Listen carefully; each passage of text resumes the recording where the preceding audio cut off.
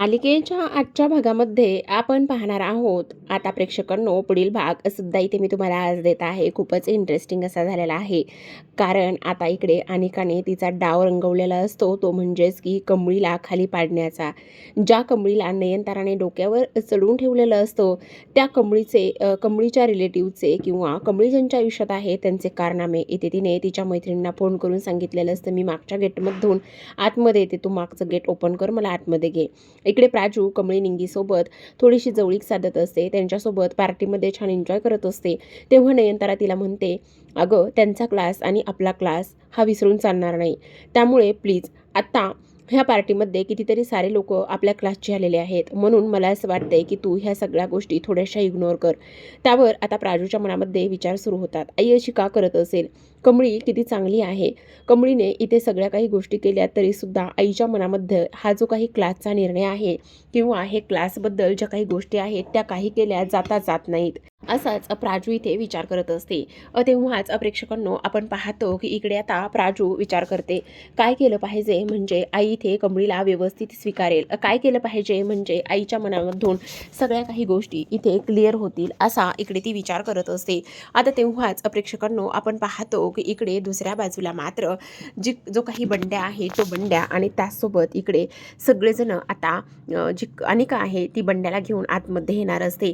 आणि जेव्हाच ती बंड्याला घेऊन आतमध्ये येणार असते तेव्हा मात्र खूप धमाका होतो. इथे निंगी, कमळी आणि त्याचबरोबर राधिका किचनमध्ये असतात आणि तेव्हा जिन्यामधून आता इकडे बंड्या खाली घसरतो. तेव्हा इकडे आता अनिकाची मैत्रीण बंड्या असं जोरात ओरडते.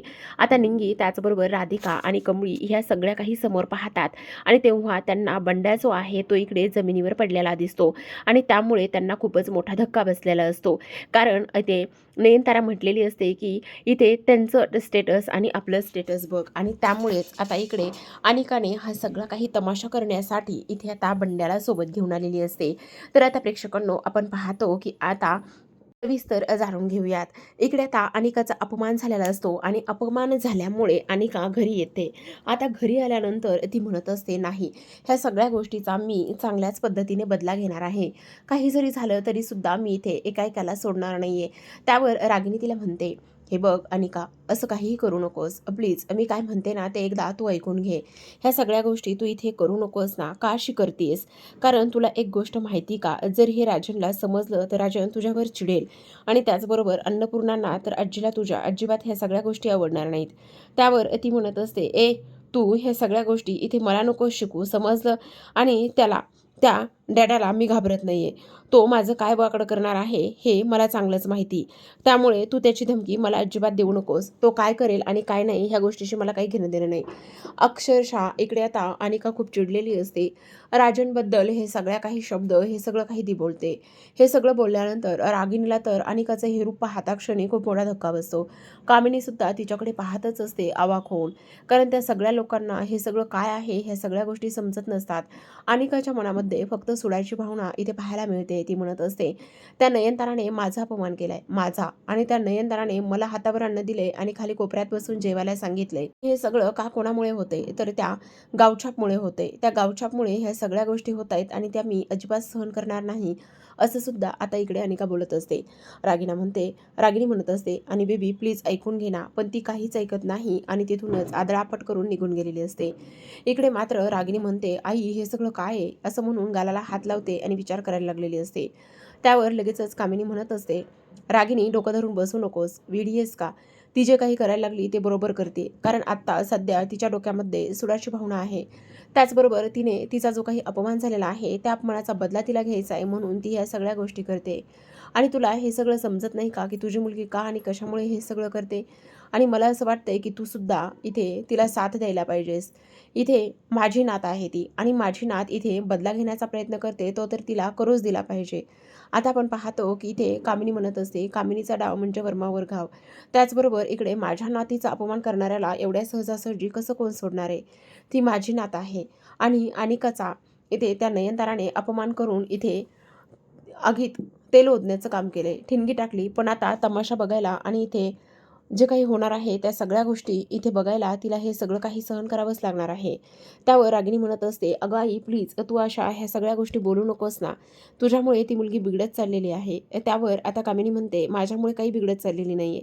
कारण इथे माझ्या पोरीचा अपमान झाला आहे. एवढी ती बदलण्याचा प्रयत्न करते, चांगलं राहण्याचा प्रयत्न करते. त्याचबरोबर इकडे कामसुद्धा करायला लागलेली आहे आणि काम करायला लागूनसुद्धा इकडे कोणाला काहीच फरक पडत नाही. असे साधे कपडे घालणारी माझी नात आज त्यांच्यासमोर गेल्यावर त्यांना अभिमान वाटायला नको का? पण इथे वहिनीला आणि त्याचबरोबर तुझ्या त्या नवऱ्याला दोघांना सुद्धा काहीच फरक पडत नाही. आणि इकडे वहिनी तर तिला अजिबात इथे तिच्या वाऱ्याला सुद्धा उभं करत नाही. मग काय करायचं माझ्या पोरीनं? माझी पोरगी जे काही करते ते अगदी बरोबर करते आणि त्यामुळे तू रागिनी ह्या सगळ्या गोष्टीमध्ये पडू नकोस.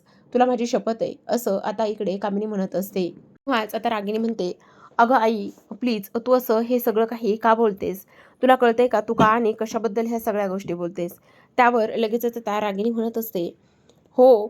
त्यावर कामिनी म्हणते, "तुला नाही माहिती आणि तुला कळणार सुद्धा नाही ह्या सगळ्या गोष्टी काय आहेत आणि काय नाही ते. तू सोडून दे त्या सगळ्या गोष्टी इथे." त्यावर रागिनी म्हणते, "आई प्लीज हे असं करू नकोस ना. कारण तुला नाही माहिती की तू किती चुकीच्या पद्धतीने तिला पाठीशी घालतेस." त्यावर ती लगेचच म्हणत असते, "काही चुकीच्या पद्धतीने वगैरे मी पाठीशी घालत नाहीये. कारण जे काही होतंय ते अगदी बरोबर होतंय आणि करू देत. तिला जे काही करायचं आहे ना ते करू देत. इकडे एकदा का तिचं आणि ऋषीचं चांगलं पटायला लागलं, एकदा का तिच्या आणि ऋषीच्या सगळ्या गोष्टी इथे मिळत्या-जुळत्या झाल्या ना, तर मग सगळं काही व्यवस्थित होणार आहे आणि त्यामुळे तू अजिबात इथे मध्ये पडू नकोस. एकदा का हे सगळं काही झालं ना, तर मग त्या इकडे तिलासुद्धा समजेल की इथे चूक करणं आणि त्याचबरोबर इथे अपमान करणं काय असतं ते. त्यामुळे तू ह्या सगळ्या गोष्टी अजिबात इथे बोलू नकोस किंवा मनाशी लावून घेऊ नकोस." तर आता आपण पाहतो की इकडे अनिकाने जो काही डाव टाकलेला असतो, त्या डावामुळे मात्र इकडे आता अनिका पुन्हा एकदा चुकणार असते आणि पुन्हा एकदा इथे स्वतःच्याच पायावरती धुंडा मारून सुद्धा घेणार असते. रागिनी मात्र रडत असते. तिला असं वाटत असतं की काही जरी झाले ना, तरीसुद्धा हे असं व्हायला नकोय. कारण आपण पाहतो की आता इकडे दुसऱ्या बाजूला मात्र ढसाढसा रागिनी रडायला लागलेली असते. तर कामिनी मात्र इथे अनिकाला समजावून न सांगता तिच्या सगळ्या गोष्टीमध्ये भरीसभर घालण्याचा प्रयत्न करत असते. तर आता प्रेक्षकांनो इकडे दुसऱ्या बाजूला प्राजूच्या वाढदिवसाची जय्यत अशी तयारी सुरू असते आणि प्राजूच्या वाढदिवसाची जय्यत अशी तयारी सुरू असताना आपण पाहतो की आता इकडे कमळी आणि निंगी सगळी काही तयारी करत असतात. कमळी छान अशी तयार होऊन आलेली असते आणि त्यामुळे सगळ्या काही गोष्टी तिथे करत असतात. त्याचबरोबर आपण पाहतो की आता कमळी म्हणत असते, "तुला एक गोष्ट सांगू का निंगे? आता प्राजूसाठी आपण छान सरप्राईज तर देतोच आहे. पण हे जे काही सरबत आहे ना, ते आपण बनवतोय कोणासाठी? कोणासाठी ते सांग ना." "अगं, त्या ज्या काही मावशी आहेत ना, त्या मावशींना हे सरबत आपण देऊयात. आणि बघ ना, त्यांना किती त्रास झालाय, त्यांना किती लागलंय. मग त्यांना हे सरबत दिलं ना, तर नक्कीच बरं वाटेल." असं सुद्धा आता इकडे ती बोलत असते. आता तेव्हा आपण पाहतो की इकडे सरबताचा ग्लास घेऊन निघालेले असतात आणि तेव्हा राधिका तिथे येते. राधिका तिथे आल्याबरोबर ती म्हणते, "काय गं, कुठे चाललेला आहात?" "काही नाही, ते साधना मावशी आहेत ना, त्यांच्यासाठी हा सरबताचा ग्लास घेऊन जावं म्हटलं." "अगं, त्याचं काय आहे ना, इकडे ऋषीने त्यांना हॉस्पिटलमध्ये घेऊन गेला आहे आणि तू नको काळजी करूस, त्या नक्की बऱ्या होतील." "काय सांगताय? ऋषी सर त्यांना हॉस्पिटलमध्ये घेऊन सुद्धा गेले?" "हो गं, त्या एवढ्या आपुलकीच्या आणि प्रेमाच्या आहेत म्हणून काय सांगू तुला. त्यांच्यासोबत आणि त्यांच्याजवळ जाणारा प्रत्येक व्यक्ती अगदी त्यांचाच होऊन जातो. खूप मायाळू आहेत त्या." त्यावर लगेचच आता ती म्हणत असते, "काय सांगताय?" मला सुद्धा हे सगळं काही ऐकल्यानंतर, हे सगळं काही पाहिल्यानंतर प्रचंड आनंद झाला. तेव्हाच आपण पाहतो की इकडे आता कमळी म्हणत असते, "ठीक आहे, मग मी हा जो काही सरबताचा ग्लास आहे ना, तो अगदी तसाच ठेवते." त्याचबरोबर प्रेक्षकांनो आपण पाहतो दुसऱ्या बाजूला. आता इकडे अनिकाने तिची चाल चलवण्याचं काम केलेलं असतं. खरं तर अनिकाने आता इथे दारूची बॉटल आणलेली असते आणि दारूची बॉटल आणल्यानंतर आपण पाहतो की आता इकडे ती विचार करत असते, काही जरी झालं ना, तरीसुद्धा माझं काम जे करायचं आहे ते मी त्याच पद्धतीने करणार आहे. असं म्हटल्यानंतर आता ती इकडे बंड्याकडे निघालेली असते. कॅन्टीनमध्ये जो बंड्या राहतो तिकडे. तर आता इकडे प्राजू तिच्या खोलीमध्ये असते. निंगी आणि त्याचसोबत कमळी तिला भेटण्यासाठी आलेले असतात. निंगी, कमळी तिला भेटण्यासाठी आल्यानंतर आता इकडे निंगी आणि कमळी प्राजूला वाढदिवसाच्या खूप साऱ्या शुभेच्छा देतात आणि खूप साऱ्या शुभेच्छा दिल्यानंतर आपण पाहतो की आता लगेचच प्राजू म्हणत असते, "बरं झालं तुम्ही दोघीसुद्धा आलात. तुम्ही दोघे आल्यामुळे मला खूप आनंद झालाय आणि त्याहूनही सगळ्यात महत्त्वाची गोष्ट म्हणजे बघ ना, मी ड्रेस घालून ठेवलाय, पण त्यामध्ये ना कुठली ज्वेलरी घालायची, काय करायचं हे मला अजिबात जमत नाही. प्लीज तुम्ही दोघीजणी मला मदत करा ना. तुम्ही दोघींनी जर मला सजेस्ट केलं तर मी छान पटकन रेडी होईल." त्यावर कमळी म्हणत असते, "ए बाई, माझा आणि त्या मेकअपचा लांब लांबपर्यंत काही संबंध नाही आहे आणि तू कोणाला सांगायला लागलेली आहेस. त्यावर निंगी म्हणते, अगं कमळे असं काय करतेस, सांग ना तिला काय करायचं आणि काय नाही ते, असं नको ना करूस प्लीज. वर लगेच आता आपण पाहतो की निंगी तिला समजावण्याचं काम करते, पण इकडे मात्र प्राजू काही केले ऐकत नसते. तर आता प्राजू म्हणते, ए प्लीज तुम्ही मला जे काही सांगताना मी त्याच पद्धतीने करणार आहे. तेवढ्यातच राधिका तिथे येते आणि राधिका म्हणते, अगं प्राजू काय चाललंय हे तुझं, अगं आवरायचं नाही की काय, आणि ह्या सगळा पसारा इथे असा घालून ठेवलेला आहेस. अगं काय आहे ना वहिनी त्याचं, बघ ना मला कुठली हेअरस्टाईल करावी आणि काय करावं ते अजिबात सुचत नाही. त्यावर ती लगेच म्हणत असते, बस इथे मी करून देते. तेव्हा लगेच आता पटकन राधिका तिला रेडी करते आणि राधिकाने तिला रेडी केल्यानंतर ती म्हणते, फायनली माझ्या वहिनीमुळेच मी रेडी झालेले आहे, मला आज खूप आनंद होतोय, असं सुद्धा इकडे ती बोलत असते. तेव्हाच आपण पाहतो प्रेक्षकांनो, इकडे आता प्राजू हसायला लागलेली असते आणि ती म्हणत असते, बरं चला पटकन, आपण जर वेळेत खाली गेलो नाही तर खूप मोठा गोंधळ होऊ शकतो. तेव्हा आता राधिका म्हणते, बरं बरं हे सगळं मी आवरेल, तू चल. नाही ग वहिनी, आपण असं नाही जाऊ शकत, त्याचं काय आहे ना, जर आत्ता आम्ही तिकडे खाली वेळेत जरी पोहोचले आणि नाही ओरडा खाल्ला तरी सुद्धा नंतर मला हा ओरडा खावाच लागणार आहे. त्यापेक्षा इकडे कमळी आणि निंगी म्हणतात, एक काम कर, तू पटकन खाली जा, आम्ही दोघी जणी हे आवरतो. त्यावरती म्हणत असते, नाही नको, अगं आवरतो म्हटलं ना आम्ही दोघी जणी, हे सगळं तू जा. तर आता इकडे आपण पाहतो की अनिका छान तयार होऊन रेड कलरचा तिने ड्रेस वेअर केलेला असतो आणि तेव्हा ती लगेचच आता इकडे बंड्याकडे आलेली असते, जो बंड्या इकडे कॅन्टीनमध्ये राहत असतो. आता तिथे आल्यानंतर इकडे अनिका त्याला म्हणते, हाय बंड्या. त्यावर बंड्या म्हणत असतो, तुम्ही इकडे कसं काय. आता कसं आहे ना, मी ह्या कॅन्टीनमध्ये काम करते, मग आपण इथे पार्टनर्स आहोत की नाही, म्हणजे आपण कलिग आहोत, त्याचबरोबर सोबत काम करतो म्हटल्यावर आपण एकमेकांना ओळखतो आणि एकाच ठिकाणी काम करतोय ना. बंड्या म्हणत असतो, हां ते समजा ठीक आहे, पण इथे आत्ता ह्या अशा वेळेला संध्याकाळच्या वेळेला तुम्ही इथे आलात ते मला पटलं नाहीये. त्याचं काय आहे ना, म्हटलं चला तुझ्यासोबत थोड्याशा गप्पा माराव्या, तुझ्याशी बोलावं वगैरे. मला एक गोष्ट सांग, कमळी आणि निंगी कुठे गेल्यात. त्यावर तो म्हणत असतो, मी का सांगू, अरे असं काय करतोयस तू, तू त्यांचा खबरी आहेस किंवा तू त्या निंगीचा भाऊ आहेस ना, म्हणून मी तुला विचारायला लागले ना, मला काय बी माहित नाही त्या कुठे गेल्यात आणि काय नाही, पण मला तुझ्याशी बोलायचंय. त्यावर आता बंड्या पुढे पुढे पळत असतो तर अनिका त्याच्या मागे मागे पळत असते. फायनली बंड्याच्या हातामध्ये चादर असतं तर अनिका ते चादर ओढून घेण्याचा प्रयत्न करत असते. बंड्या म्हणत असतो, हे बघा तुम्ही अजिबात माझ्या वाटेला जाऊ नका. त्यावर अनिका म्हणत असते, ए गप्प बस, तुला एक गोष्ट सांगू का, मी तुझ्यासाठी इथे आलेले आहे आणि तू असा करतोयस. चल काम करून थकला असशील ना, मस्त आपण इकडे कोल्ड्रिंकची पार्टी करूयात काय. असं म्हणून आता लगेचच अनिका बाहेर येते आणि म्हणते, मी तुझ्यासाठी मस्त कोल्ड्रिंक आणलेली आहे, थांब घेऊन येते. आता कोल्ड्रिंक आणलेली बॉटल त्यामध्ये ती खूप सारी दारू मिक्स करते आणि कोल्ड्रिंक थोडीशी ठेवते किंवा बाजूलाच काढते. आता अनिका म्हणत असते, आता खरी मजा येणार आहे. काही जरी झालं ना तरी सुद्धा आता ह्या जी काही कोल्ड्रिंक आहे त्यामध्ये ही दारू मी मिक्स केली आणि एकदा का तुझं हे सगळं घशामध्ये गेलं ना, मग त्या कमळीचे चांगलेच 12 वाजणार आहेत किंवा चांगलाच तिला इथे धडा शिकवणार आहे. काही जरी झालं ना तरी सुद्धा ह्या सगळ्या गोष्टी ज्या आहेत ना त्या बघ मी का आणि कशा करते ते. त्याचबरोबर आपण पाहतो की आता इकडे अनिकाने तिचा प्लॅन स्टार्ट करायला सुरुवात केलेली असते. बंड्या बिचारा भोळा, त्याला कुठल्याच गोष्टीची काहीच कल्पना नसते, पण अनिकाच्या ह्या अशा थर्ड क्लास प्लॅनला तो इथे बळी पडतो आणि तो बळी पडल्यामुळे सगळ्या काही गोष्टी अशा होत असतात. अनिका म्हणते, कमळे आता आतापर्यंत तू प्रत्येक गोष्टीमध्ये आडवी आलीस, इथे माझ्या आजीचं प्रेम मिळवलंस, माझा रेशी माझ्यापासून हिरावून घेत आलेली आहेस.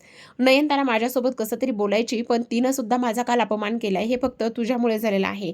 आता हा दारूचा एक एक घोट बंड्याच्या शरीरामध्ये जाईल आणि त्यानंतर बंड्याला मी कसं तुझ्यापर्यंत पोहोचवते आणि कसं तुझ्या लाईफचं सगळं काही धिंड उडवते हे मला बघायचंच आहे. असं आता इकडे अनिका बोलत असते.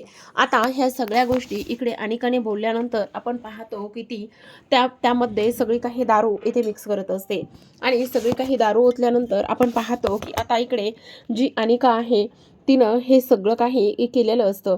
त्याचबरोबर आता इकडे मात्र ती इथे कोल्ड्रिंक्स घेऊन आलेली असते, जसं तिने बंड्याला सांगितलं त्या पद्धतीने. तर आता आपण पाहतो की इकडे लगेचच अनिका त्याच्या बाजूला येऊन बसते. अनिका त्याच्या बाजूला येऊन बसल्यानंतर ती म्हणत असते, हाय बंड्या, बघ ना किती छान कोल्ड्रिंक आणलंय मी, तू पण एकदा पिऊन बघ ना, तुला सुद्धा खूप छान फ्रेश वाटेल आणि मी लो फील करत होते ना म्हणून मी इथे तुझ्याकडे आलेले आहे.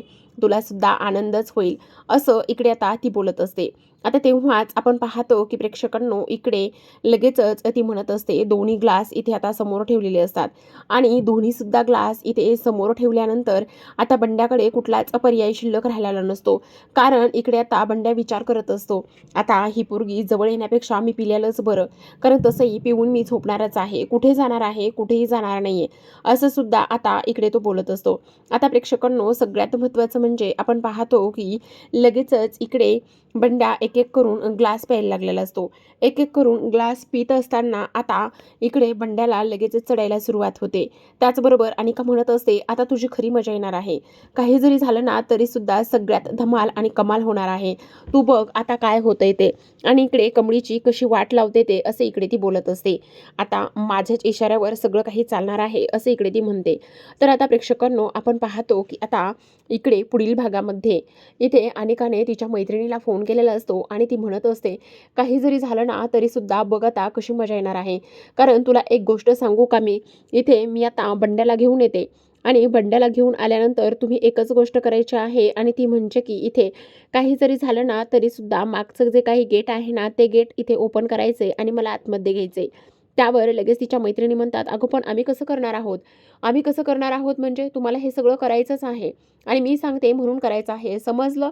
तुम्ही माझ्या मैत्रिणी आहात ना, मग मैत्रिणी असल्याकारणाने एवढी तुम्ही गोष्ट माझ्यासाठी करू शकत नाहीये का? त्यांना मात्र खूपच मोठा प्रश्न पडलेला असतो. तर इकडे आता जी काही नयनतारा आहे, नयनताराने प्राजूला खडसवलेलं असतं. त्यांचा क्लास, त्यांचं स्टेटस हे सगळं आपल्यापेक्षा वेगळं आहे. आपल्याकडे जे काही कलीग्स आलेले आहेत, त्या दोघी आपल्या ह्या कलीग्समध्ये मोडतात का तरी? त्यामुळे तू थोडंसं त्यांच्यापासून लांब राहा. तर इकडे आता बंड्याला खूप जास्त त्रास होत असतो. त्याला गरगरल्यासारखं होत असतं आणि त्याचबरोबर आता अनिकाचा प्लॅन हा वर्क होणार असतो. आता जेव्हा हा बर्थडे सुरू होणार असतो, तेव्हा मात्र बंड्या जो आहे, तो इकडे जिन्यातून खाली घरंगळत आलेला असतो आणि तेव्हा मात्र आता कमळी आणि निंगीचा पूर्ण तमाशा इथे अनिका करणार असते. त्याचबरोबर कमळी कशा पद्धतीने सडेतोड तिच्यावर आरोप केल्यावर उत्तर देईल हे पाहणं खूपच इंटरेस्टिंग असणार असतं. त्याचबरोबर प्राजूच्या मनामध्ये खूप सारे विचार येतात. पण ह्या सगळ्या गोष्टी होत असताना नयनताराच्या विरोधामध्ये प्राजू जाईल का? त्याचबरोबर नयनताराच्या विरोधामध्ये प्राजू जाऊन कमळी आणि निंगीची साथ देईल का?